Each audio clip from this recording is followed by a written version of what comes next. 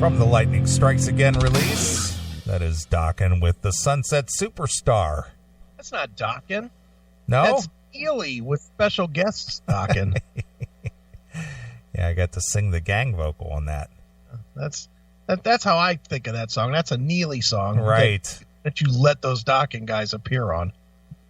Isn't that how that worked? Yeah, I think that's probably more truer statement than the other way around. That's right. Too funny. I can't believe how long that's already been. That's been 11 years. Yeah, boy. Barry Sparks, his bass is sure loud in that song. Is that Sparks? I don't know. I'm trying to remember when Barry left the band. Whoever it is, it's very loud. Mm-hmm. Sounds cool. Is that? I mean, I don't think that's Sean, is it? No, he wasn't in the band yet. Yeah, so wasn't Sparks before him? Well, he was. He was in there in the early part of the 2000s, so it could have been him. I mean, I don't. Was there anybody in between? Well, I don't know for the recording aspect of it. Right. Yeah. Still a cool jam. I like that song. Yeah, it is. It was a bonus track. Shh, bonus track. It didn't come on the regular edition. Right. All right. Well, our fans like to get involved with the Classic Metal Show. Okay. And they've sent in a few suggestions. Okay. And so I'm going to play a bumper here. Okay.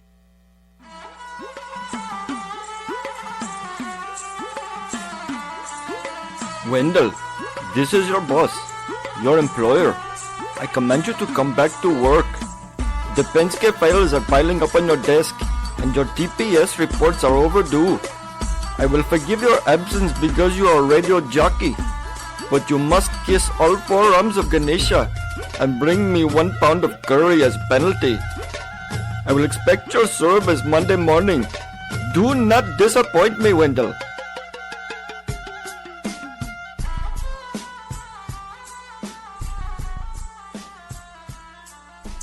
Well, our fans always enjoy the Indian Tales. They certainly do. They love Indian Tales. Mm-hmm. And if I don't have any to tell myself, there are plenty of Indian Tales out there to be had. Right. Elsewhere.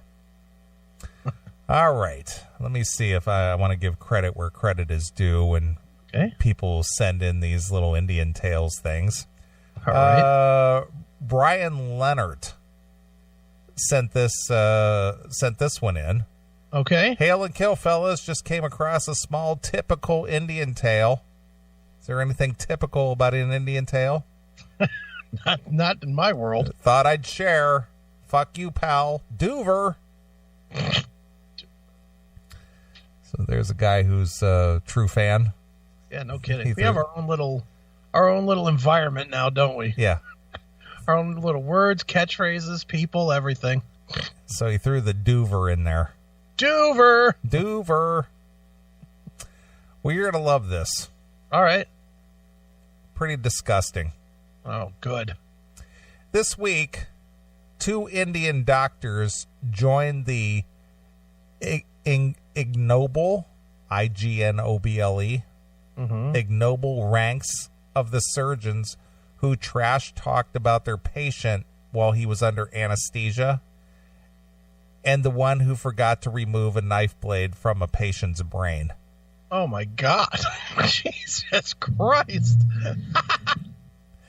The Indian doctors and two nurses were suspended after a patient's severed leg was used to prop up his head.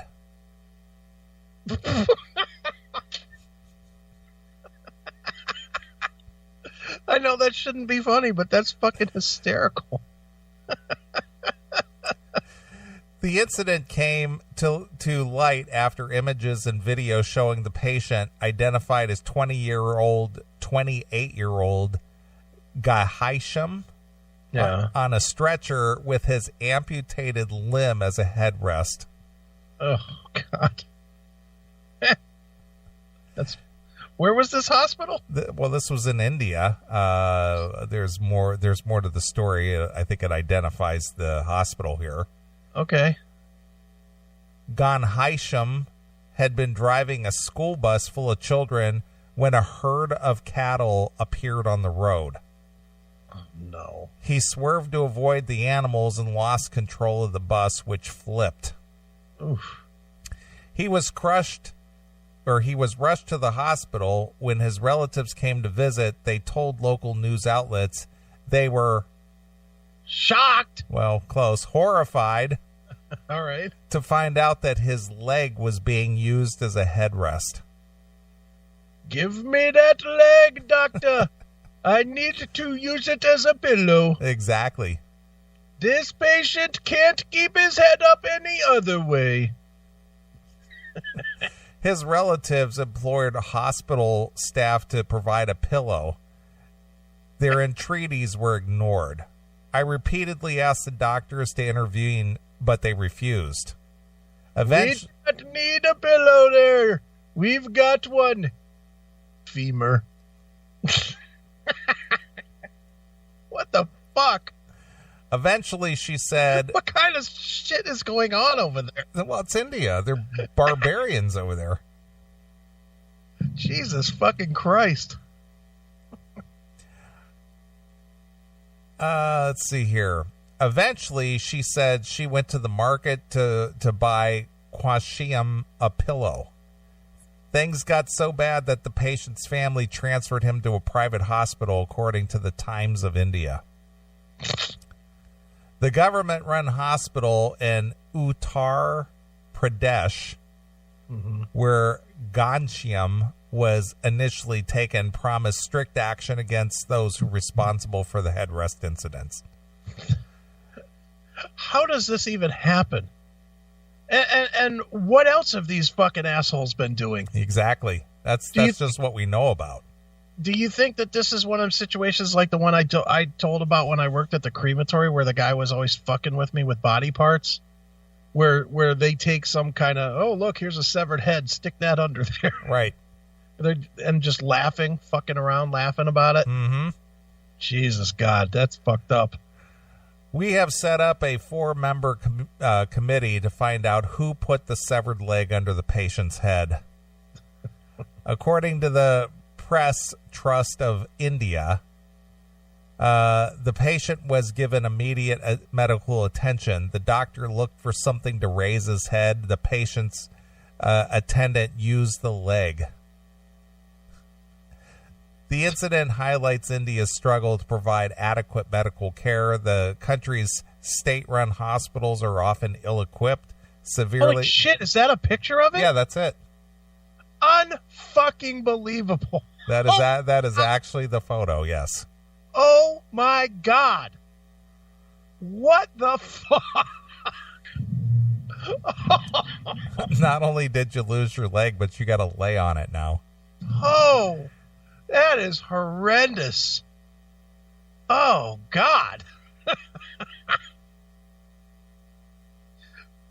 Wow. Yep. The incident highlights India's struggle to provide adequate medical care. The country's state-run hospitals are often ill-equipped, severely underfunded, and stretched way too thin. This is especially true in Uttar Pradesh, one of India's poorest states and home to 200 million people. Yeah, apparently they can't even afford a pillow. No. Last year, dozens of children died at the government hospital in the region because of severe oxygen shortages. And just oxygen shortages. Jeez, at a hospital. Yeah, and just last month, an unlicensed doctor was arrested for allegedly infecting at least 46 people with HIV reusing a syringe needle. Jesus, reusing the same needle. Yeah, HIV.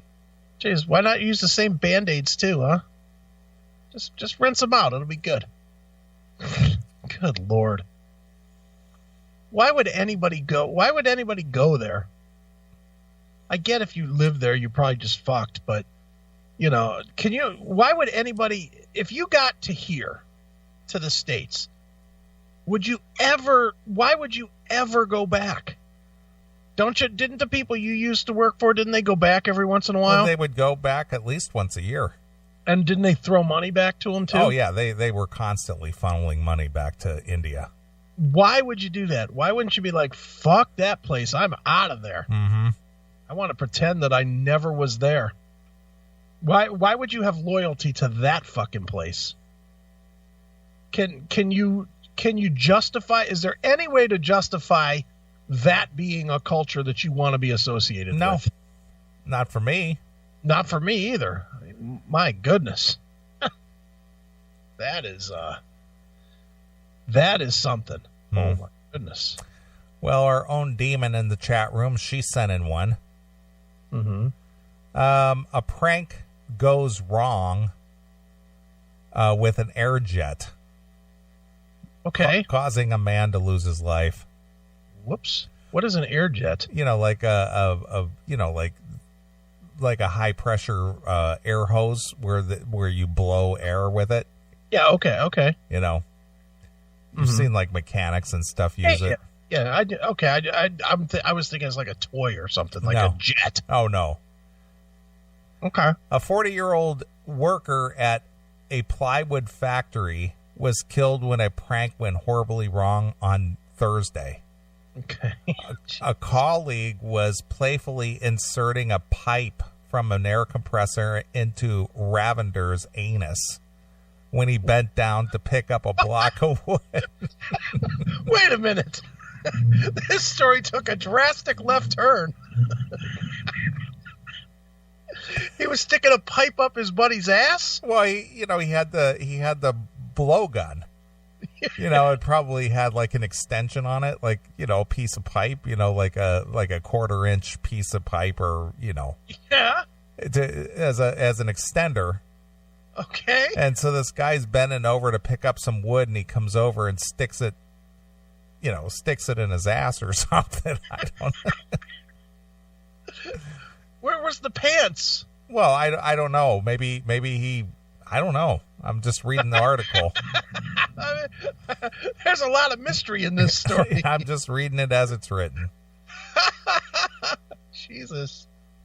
So a colleague had playfully inserted a pipe from an air compressor into Ravinder's anus when he bent down to pick up a block of wood at a factory, but police later said that the jet of air damaged the man's internal organs, leading to severe hemorrhage and eventual death. Oh my God. The unfortunate prankster was arrested on Friday. All right, Joe, what the fuck is that? That's the guy pumping his ass full of air. Playful. Unfucking. So he walked up with this air thing, stuffed it in this guy's ass, and turned it on. Well, he must have. It has like a, thumb operated. What do you want to call it? Like a trigger or something. Yeah, trigger. That's what I was looking for. Yeah. So he probably stuck it up there and thought, gotcha. Yeah, got him all right. You blew his colon up to his throat, you dumb shit. That's pretty much what happened.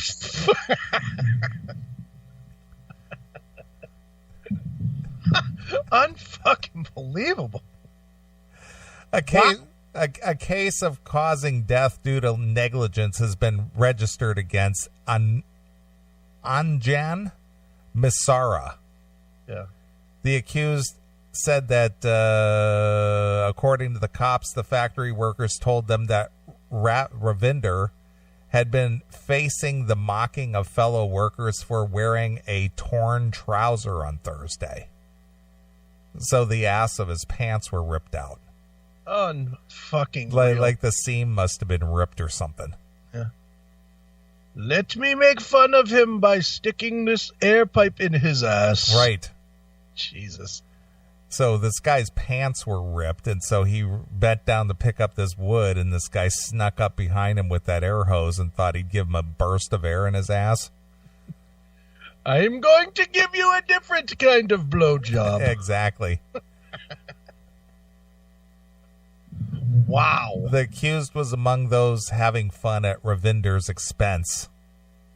The factory workers narrated that about 4 p.m., Misra, who was in charge of slicing wood blocks using the air jet, suddenly shoved the nozzle of the pipe into the torn trousers and pressed it into Ravinder's ass.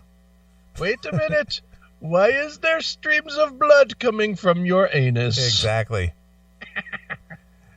There was great laughter at Ravinder's shocked reaction to the sudden jet of air entering his body, but he soon staggered and fell face down on the ground. Wow. We alerted the manager and took Ravinder to the local dispensary and then to a government hospital where he died during treatment later in the day. How in the fuck do you tell your manager that? How do you go to your manager and go, I don't know what happened. I just stuck the pipe up his ass and he died. Yeah. Then they cut off his leg and used it as a pillow. We needed to prop him up so he could breathe. So we used his leg. It's like a kickstand. Misra was held by the others and handed to the police when a team arrived after the incident was reported to them. The workers said that Ravinder was a resident of Ahar in Bihar and had been staying in Delhi for the past 4 years. Incidentally, he had been instrumental in Mizars being hired at the factory after referring the man to their labor contractor 2 years ago because he belonged to the same village. Man. The workers also admitted that they often played pranks on Ravinder because he frequently wore tattered clothes while at work. Police are probing whether some of the other workers, too, were involved in the unintended death of Ravinder. Yeah, and you could take the word probing in that sentence any way you want to. Yep. My goodness. Footage from some of the closed caption TV cameras is being scanned. The fuck is going on in India? Jesus Christ. I know. Now, can we stop these people from coming over, or are we supposed to welcome them as well? Well, they're already here. Well, that wasn't here, was it? No. What I'm saying is there's a lot of Indians here. Oh, I know that, but hopefully the Indians that are here are smart enough not to stick pipes in their ass and turn on the jets. I would hope. Holy smokes, man! What the hell? Yeah. I don't know what's with people in India. It does seem like they have a different view of the world, I guess. Different view of what is good and not good. Huh. Dude, I'm going to go back to the other story for a second. On what planet could anybody think that it would ever be acceptable to prop somebody's head up with their leg? I don't know. It's just like, hey, this guy needs to have his head brought. Well, grab something. Well, all I got is this leg. Well, give it to me. Yeah, I don't think that it's that way, though. I have to believe that they were fucking around.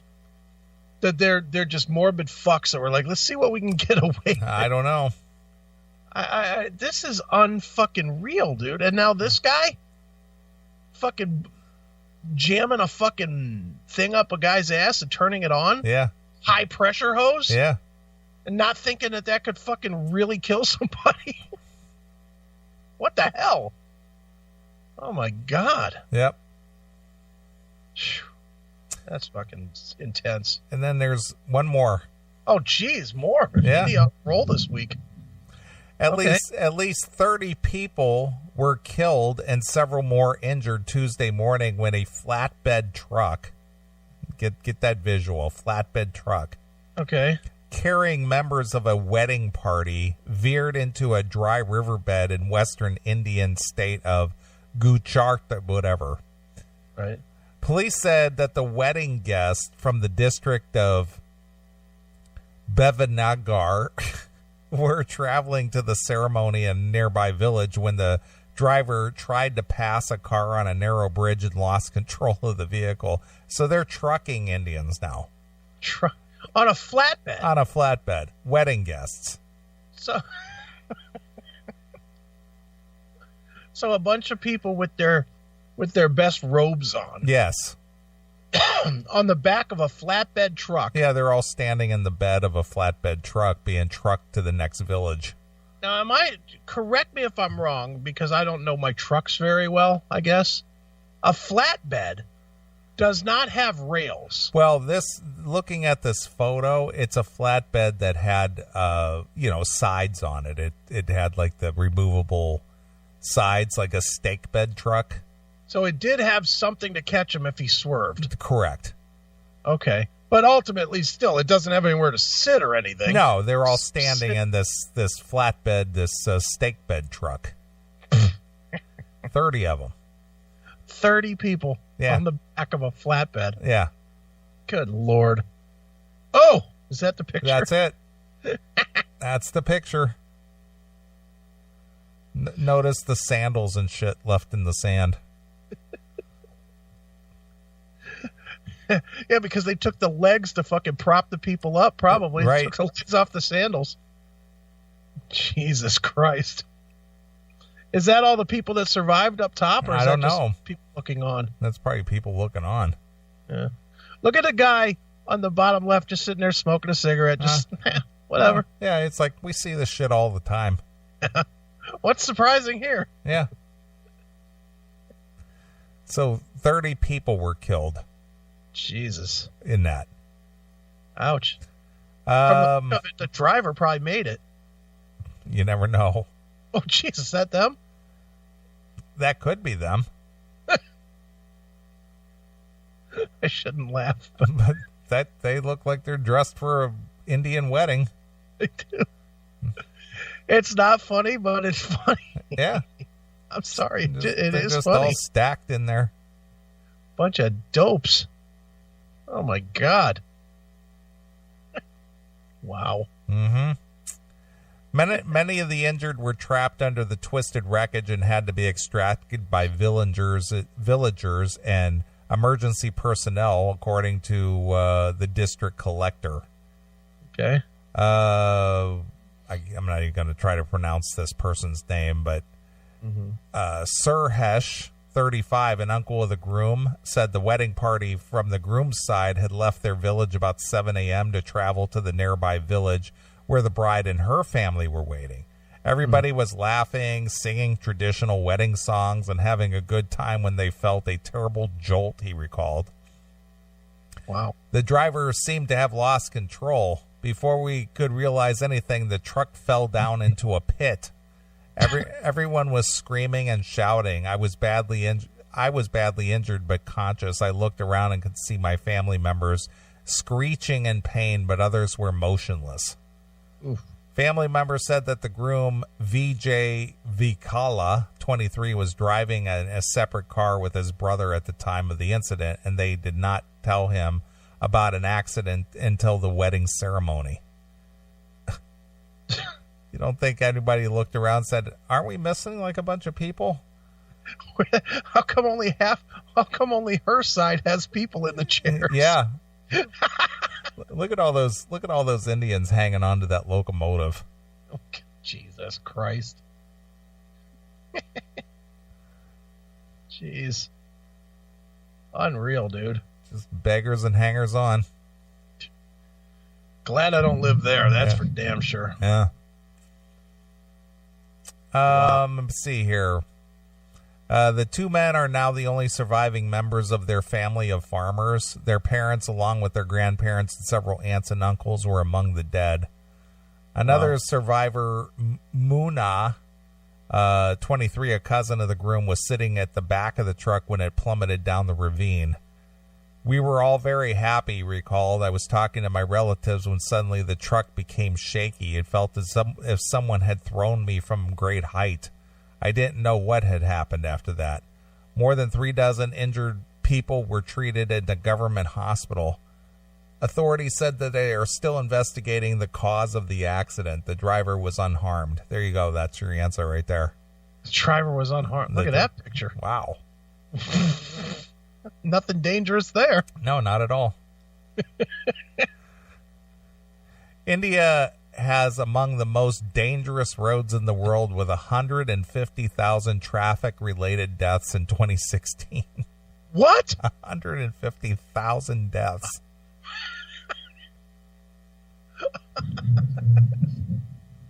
So they have 150,000 deaths in traffic-related accidents every year.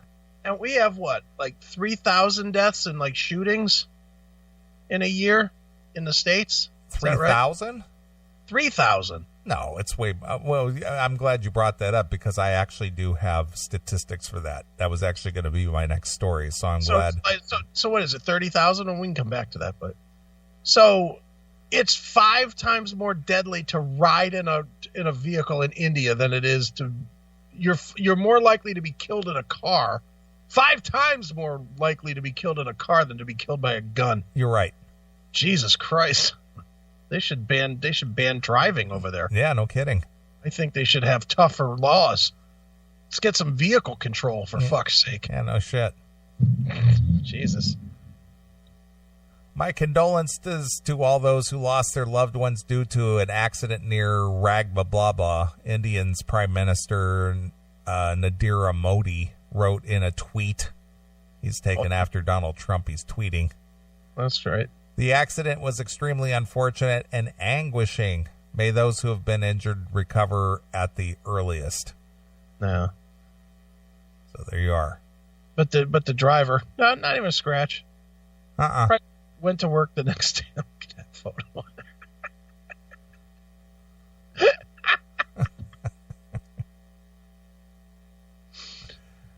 That is one place I do not want to visit. Nope. Jesus Christ. It's funny. And All again, right, well, there we go. And again, the bias is not because they're brown people. Right. The bias is because of stupid shit.